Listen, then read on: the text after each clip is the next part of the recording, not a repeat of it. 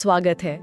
आज हम जिनकी बात करने वाले हैं वो है अनुद्युत, भगवान बुद्ध के एक बहुत ही खास शिष्य और उनके चचेरे भाई भी। जी हाँ।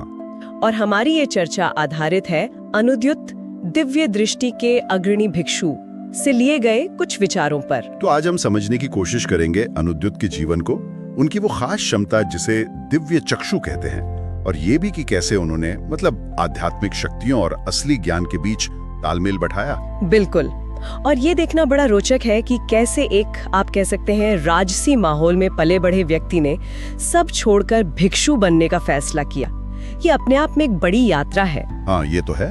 तो चलिए शुरू से शुरू करते हैं, उनके शुरुआती जीवन से। वो शाक्य वंश के राजकुमार थे, सिद्धार्थ गौतम यानी बुद्ध के कजिन थे।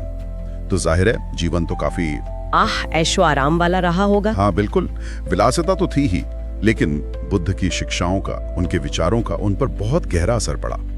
और उन्होंने सिर्फ अकेले नहीं,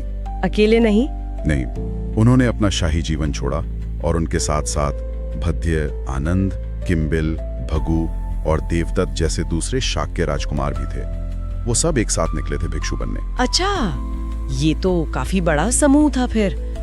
एक साथ इतने सारे राजकुमारों का त्याग करना कमाल है। हाँ, ये उस समय के लिए बहुत बड़ी बात थी।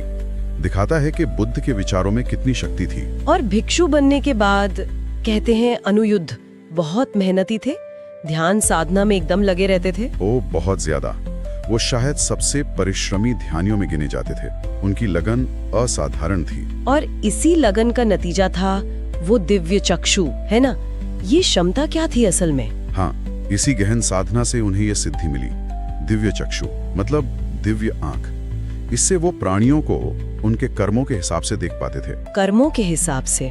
जैसे कि कोई प्राणी अपने पिछले जन्म में क्या था, उसने कैसे कर्म किए, उसका फल क्या मिल रहा है, और वो अगले जन्म में कहाँ जाएगा, किस योनि में। कर्म का पूरा लेखा जोखा वो प्रत्यक्ष देख सकते थे। अरे बाप रे, ये तो कल्पना से भी परे है। कर्म के सिद्धांत को लाइव देखना। हाँ, कुछ ऐसा ही। और खुद बुद्ध ने उनकी इस क्षमता को पहचाना। उन्होंने अनुयुद्ध को दिव्य चक्षु रखने वाले भिक्षुओं में सबसे आगे अग्रणी घोषित किया था। वाह, लेकिन यहाँ एक पेंच भी आता है कहानी में। सही कह रही हो ना? इतनी अद्भुत क्षमता के बाद भी उन्हें अरहत्व पाने में, यानी परम ज्ञान पाने में शुरुआत में थोड़ी मुश्किल हुई। हाँ, और ये बहुत ही महत्वपूर्ण बात है समझने वाली। अरहत्व वो अवस्था जहाँ सारे क्लेश, सारी इच्छाएं, सारा ज्ञान खत्म हो जाता है। वो बौद्ध साधना का आखिरी लक्ष्य है। अनुयुद्ध ने दिव्य दृष्टि तो पा ली, लेकिन अरहत्व तक पहुंचने का रास्ता उनके लिए एकदम सीधा नहीं था। ये थोड़ा अजीब लगता है। क्यों? इतनी शक्ति के बाद भी क्या रुकावट आ सकती है? क्या वजह थी इसके पीछे? देखिए, स्रोत बताते हैं कि शायद वो अपनी इस क्षमता पर थोड़ा ज्यादा ध्यान देने लगे थे, तो बुद्ध ने उन्हें समझाया। अच्छा, बुद्ध ने क्या सलाह दी? बुद्ध ने कहा कि इन शक्तियों पर गर्व करने या इनमें उलझने की बजाय मन की असली शुद्धि पर ध्यान दो। गहरी अंतर्दृष्टि, विपश्यना, उस पर काम करो। और सबसे जरूरी अहंकार को छोड़ो। ये मैं और मेरा का भाव जो है उसे खत्म करो। शायद शक्तियों से ही एक सूक्ष्म अहंकार जुड़ गया हो। समझ रही हूँ। तो फोकस शक्तियों से हटकर अंदर की सफाई और अहंकार मिटाने पर लाना था। बिल्कुल। और जब उन्होंने बुद्ध के दिखाए रास्ते पर चलकर सही दिशा में ध्यान लगाया, सही जागरूकता बढ़ाई, तब जाकर आखिरकार उन्हें अरहत्व प्राप्त हुआ। और अरहत्व मिलने के बाद भी उनकी विनम्रता बनी रही। ये भी एक खास बात है ना? हाँ, दो बातें खास हैं। एक तो उनकी गहरी समझ, कर्म और पुनर्जन्म ये कैसे काम करता है, इसका कारण कार्य संबंध क्या है, इसे वो दिव्य चक्षु से सिर्फ देखते नहीं थे, समझते भी थे। और दूसरी, जैसा आपने कहा, इतनी बड़ी सिद्धि के बाद भी उनमें घमंड बिल्कुल नहीं था, एकदम विनम्र। ये सच में सीखने वाली बात है, विनम्रता, खासकर जब आपके पास ऐसी कोई खासियत हो। अच्छा, उनका जिक्र तो बुद्ध के महापरिनिर्वाण के वक्त भी आता है। जी हाँ, वो उन कुछ वरिष्ठ भिक्षुओं में से थे जो बुद्ध के अंतिम समय में, उनके महापरिनिर्वाण के वक्त उनके साथ थे। वो तो बहुत ही भावुक क्षण रहा होगा सबके लिए। हाँ बिल्कुल। कई भिक्षु शोक में डूबे थे, रो रहे थे। तब अनुयुद्ध ने उन्हें समझाया। अपनी दिव्य दृष्टि से उन्होंने उस घटना का आध्यात्मिक महत्व बताया कि ये शोक का नहीं, बुद्ध की परम मुक्ति का क्षण है। उन्होंने सबको सांत्वना दी। तो कुल मिलाकर अनुयुद्ध की विरासत, उनकी लेगेसी क्या है?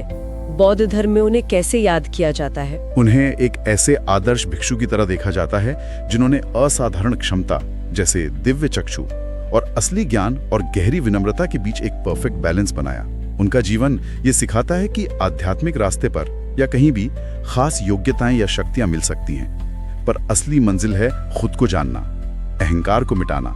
शक्तियां बस एक पड़ाव हैं, मंजिल नहीं। और उनका जिक्र थैर गाथा और महापरिनिर्वाण सुत्त जैसे अहम ग्रंथों में मिलता है, ये भी उनके महत्व को दिखाता है। जी हाँ, तो संक्षेप में अनिरुद्धा का जीवन दिखाता है कि कमाल की प्रतिभा और गहरी विनम्रता साथ साथ चल सकती हैं। ये याद दिलाता है कि यात्रा सिर्फ बाहरी शक्तियों की नहीं, बल्कि अंदर के विकास की, समझ की और अहंकार से परे जाने की है। और जाते जाते श्रोताओं के लिए एक सवाल छोड़ जाते हैं। सोचिए, अगर हमें भी अपने कर्मों का नतीजा तुरंत देखने की क्षमता मिल जाए, चाहे सिंबॉलिक रूप में ही सही, तो क्या हमारे आज के फैसले बदलेंगे?